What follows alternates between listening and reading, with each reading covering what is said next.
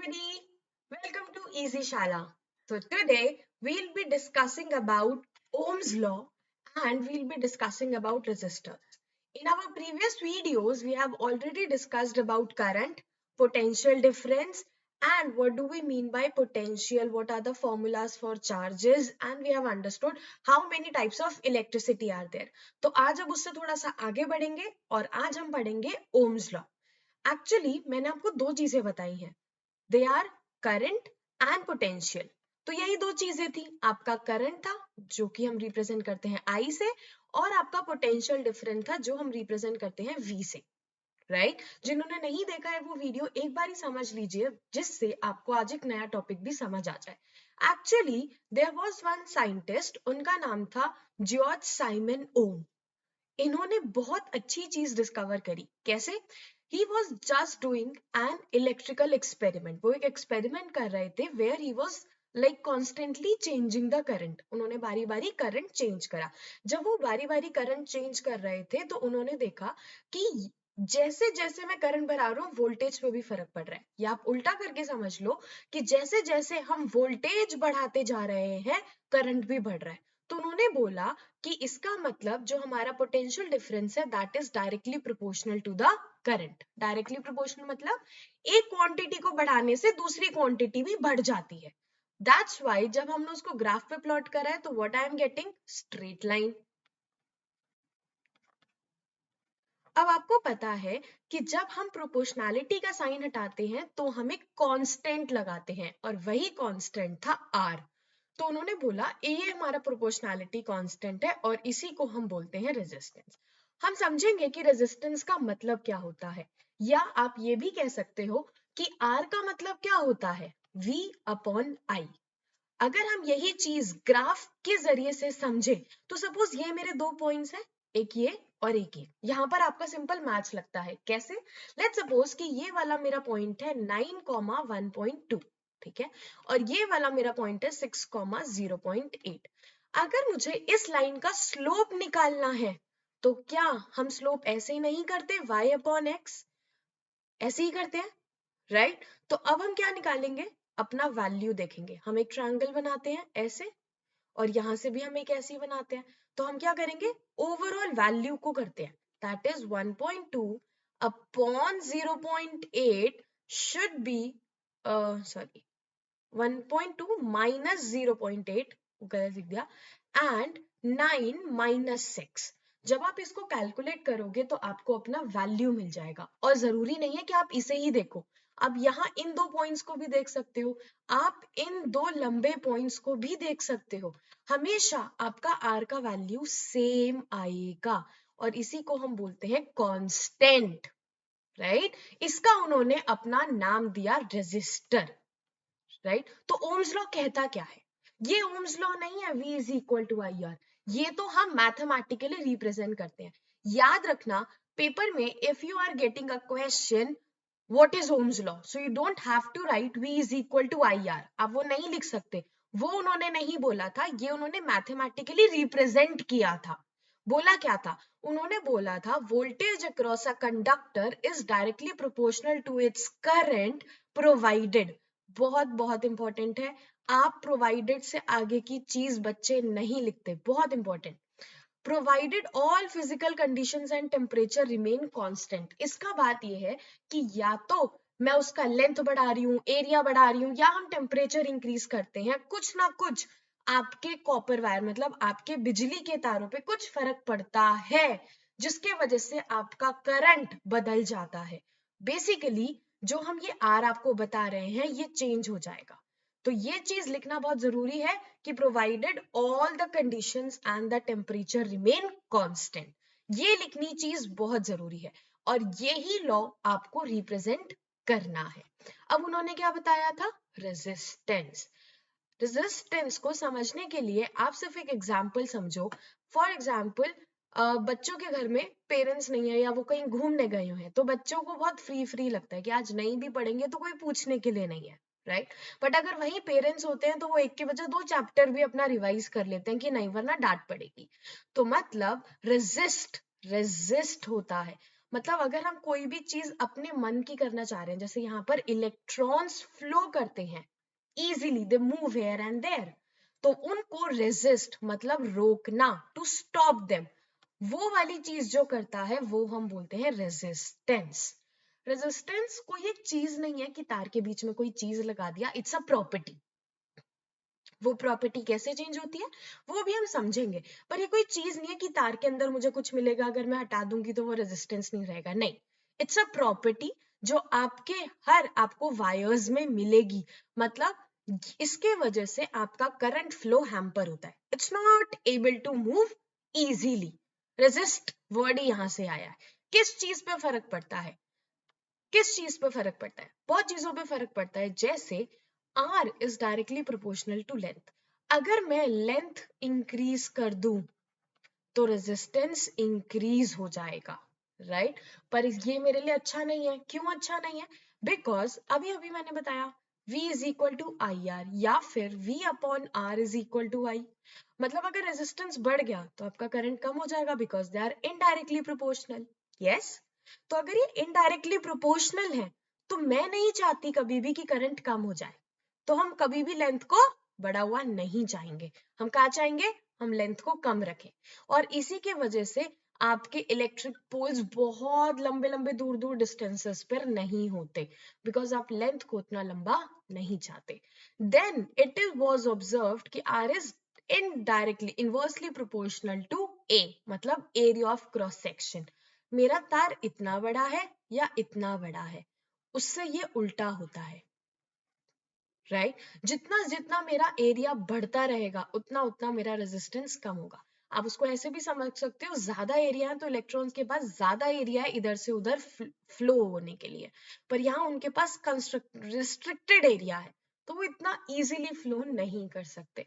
तो डेफिनेटली आप यही चाहोगे कि एरिया ज्यादा हो जाए, मतलब आप अपनी वायर्स की थिकनेस चाहते हो, मोटी मोटी वायर्स हो। और आप अभी भी देख सकते हो आपके घर के जो बाहर इलेक्ट्रिक पोल्स होते हैं वहां पे जो वायर्स होती हैं वो मोटी होती हैं, right?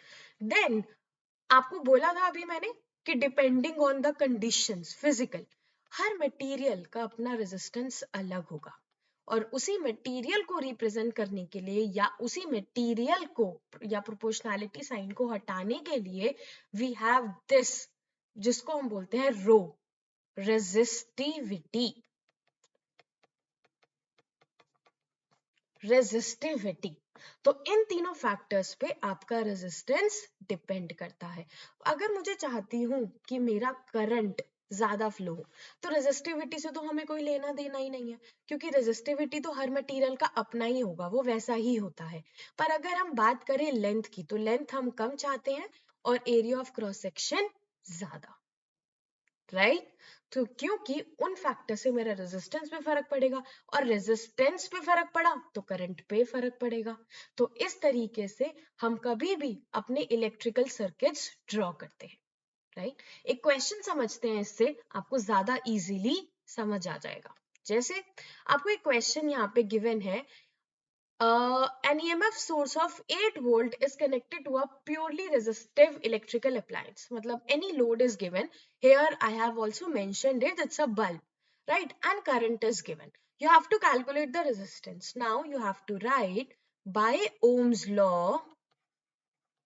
What is it? V upon I is equal to R. So directly solve it. 8 upon 2. 4. But what's the unit? It's on the scientist Ohm. You have to draw it like this. Scientist ने discover करा ना, तो उन्हीं के नाम पर इसका अपना यूनिट रखा गया और इसको हम बोलते हैं ओम। तो रेजिस्टेंस का यूनिट क्या हो गया? ओम। क्लियर? राइट? आपको कंफ्यूज नहीं होना रेजिस्टेंस या रेजिस्टिविटी में। रेजिस्ट वर्ड समझो, और जो उस चीज को रोक दे वो रेजिस्टेंस। करंट फ्लो को जो रोकने में हेल्प करता है, मतलब काम करता है, उसको हम बोलते हैं रेजिस्टेंस। जब आप अपने स्कूल में एक्सपेरिमेंट्स करते हो ना, तो यही रेजिस्टेंस आपको एक वायर की जगह ना देकर इस टाइप का कुछ सामान देते हैं, जिसको वो बोलते हैं कि ये हमारा रियोस्टैट है। ठीक है। स्कूल में एक्सपेरिमेंट्स में जब करते हैं तो लैब्स में यही वाली चीज प्रेजेंट होती है, पर it's in the form of cylinder, ऐसे सिलेंडर के फॉर्म में होती है और यहाँ पर एक पिन होती है ऐसे, राइट। मतलब आप इस स्लाइडर पे अपना पिन इस तरह से टच कर सकते हो। अब होता क्या है, ये वाला आपका slider basically rheostat, it's directly connected, मतलब यहाँ आपका बल्ब है, यहाँ आपका बैटरी है, सब चीज वो डायरेक्टली ऐसे कनेक्टेड होता है। पर फर्क क्या होता है, इसकी वजह से ना आपका रेजिस्टेंस बदलता रहता है। वेरिएबल रेजिस्टेंस का मतलब क्या है कि हमने ओम्स लॉ में पढ़ा कि जैसे जैसे हम वोल्टेज चेंज करेंगे करंट चेंज हो जाएगा, बट वेरिएबल रेजिस्टेंस का मतलब होता है you are changing current without changing the voltage. अब वोल्टेज बदल ही नहीं रहे हो पर करंट बदल रहा है। Whenever you are changing current without changing voltage, that is done by variable resistance, या in the labs you have this rheostat, right.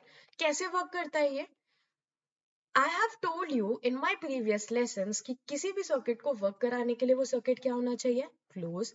इसका मतलब ये ब्रेक नहीं कर रहा, इसके अंदर भी कोई वायर होगी ना, ऐसे ऐसे, राइट। अब होता क्या है, अगर ये वायर, ये वाला भी चीज मेरा मेटल का होता है, मतलब this is also a conductor. अगर ये मेरा वायर पर्टिकुलरली इस पॉइंट पर है, तो जो इलेक्ट्रॉन्स यहाँ से यहाँ इस तरह से फ्लो करते हुए जा रहे हैं ना, वो यहाँ पे फ्लो करेंगे, और उसके बाद वो यहाँ पे नहीं फ्लो करेंगे, वो डायरेक्टली यहाँ शिफ्ट हो जाएंगे। तो मुझे कौन सा वैल्यू मिलेगा, जो इस पॉइंट पे मेरे को मिल गया ना, वो करंट हमें शो करेगा। इस तरह हम उसको चेंज कर सकते हैं। You are changing the current by changing, not changing the voltage, क्योंकि आप रेजिस्टेंस मतलब आप उसकी लेंथ कम ज्यादा कर रहे हो, राइट, जिसकी वजह से आपका करंट बदल रहा है। आप उसका लेंथ छेड़ रहे हो, R is directly proportional to L, जिसकी वजह से आपका करंट चेंज हो रहा है। उसको हम बोलते हैं वेरिएबल रेजिस्टेंस। बात एक ही है, रूल भी एक ही फॉलो हो रहा है, पर अलग तरीके से हो रहा है, ठीक है। When I was talking that R is equal to rho L by A, so this rho is resistivity. I told you it's not a substance, it's a property. तो अब आप इसको क्रॉस मल्टीप्लाई कर रहे हो, तो रो किसके इक्वल हो जाएगा, R into A by L, right. तो रेजिस्टिविटी हर मटेरियल का अलग होगा, तो उसी तरह हर रेजिस्टेंस भी अपने मटेरियल का अलग होगा। फॉर कंडक्टर्स, फॉर इंसुलेटर्स और फॉर एलॉयज, हर उसका रेजिस्टिविटी अलग अलग होता है। अगर हम इंसुलेटर्स का बात करें तो उसका रेजिस्टिविटी बहुत हाई होता है, तो उसका रेजिस्टेंस भी बहुत हाई होता है, तो करंट फ्लो नहीं कर पाता। इसलिए हम बोलते हैं कि इंसुलेटर्स आर नॉट कंडक्टर, मतलब वो इलेक्ट्रिसिटी को पास नहीं होने देते। क्यों, या तो आप वैल्यू से कर लो कि उनका रेजिस्टिविटी बहुत हाई है। रेजिस्टिविटी बहुत हाई है तो अब यहाँ से रिलेशन देखो, रेजिस्टेंस बहुत हाई है, तो करंट कम हो गया ना, जा ही नहीं पा रहा, बेसिकली हमारे लिए वो नेग्लिजिबल हो गया, राइट। तो हर चीज का अपना प्रॉपर्टी होता है, that is by this. So I hope till here we are clear, and it is clear to all what is Ohm's law, resistance and rheostat. But I'm not stopping here. I want to ask you one question. आप मुझे इसका answer मेरे comment section में बताएंगे। It's like a homework for you. और homework आपको कहता है कि अभी हमने बात करी, मैं आपको हिंट भी दे रही हूँ, R is equal to rho L by A, ठीक है। This is the normal resistance. Now, just consider my L is doubled and area of cross section is half, और हमने उसे हाफ कर दिया। So, what will be the new resistance? Now, this is your homework. आपको सबको मुझे comment section में answer देना है कि what will be the new resistance. I have given you the hints. I hope you solve करना बहुत easy हो जाएगा. तो I want all my students कि आप इसका आंसर करो, and then we'll discuss in our next class. So thank you so much. If you need the notes of this chapter, if you have any doubts regarding this chapter, so do follow our Telegram channel. It's right there. The link is there in the description box, or you can mail us also. That is also mentioned in the description box. Or if you want to join our class, so again you can contact us via Instagram, via Telegram, or via mail. anything that is convenient for you. So thank you so much. Study well. Bye.